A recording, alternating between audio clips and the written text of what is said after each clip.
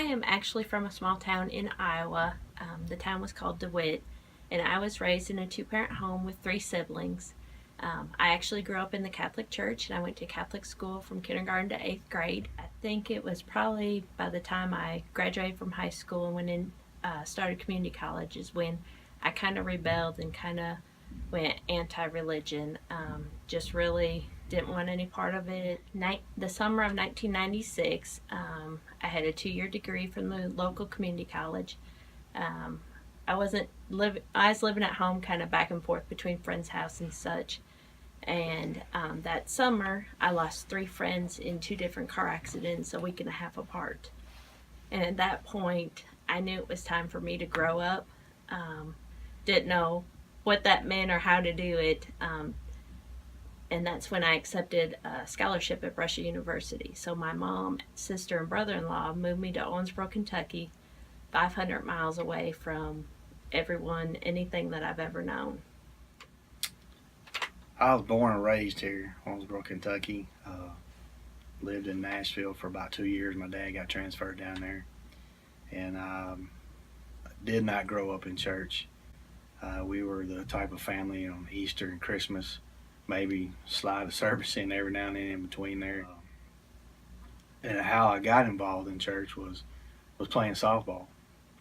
You know, you had to do your 2 services a month, and I did that for a while. And then would drop off, and then when softball season started, it's sad to say, but I picked my 2 services up again to make me eligible to play. And until finally somebody sat me down and talked to me about what it meant to be saved, and that's how I got started. She got a phone call from her family that her mother has not been feeling well for a while. Nothing major, just losing some weight. Want to go to the doctor, see what was going on, and they found out she was in 4th stage of ovarian cancer. And I think at that point, my interaction with God was more of begging and pleading. God, if you heal my mom, I'll do this, or I won't do this, or I'll quit doing this. And that was really the only interaction I had with God at that time. Um, and my mom battled for 2 years and 2 months. And actually, the day after I got that phone call is when I started at the Opportunity Center. And that's when I began working with Chad, and that's when our friendship developed. Um, and he kind of saw this from the beginning to the end. So it was September 2001, September 1st, 2001, when my mom passed away. I was holding her hand when she took her last breath. And I was upset and I was angry with God, and it probably took about 3 weeks.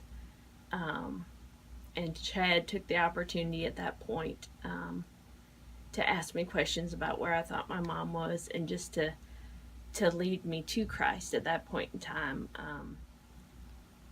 The last 5 years in our marriage, the last 5 to 6 years since Maddie's been born, has brought us closer together as husband and wife, and closer to God. We weren't supposed to have any kids. That's what we were told.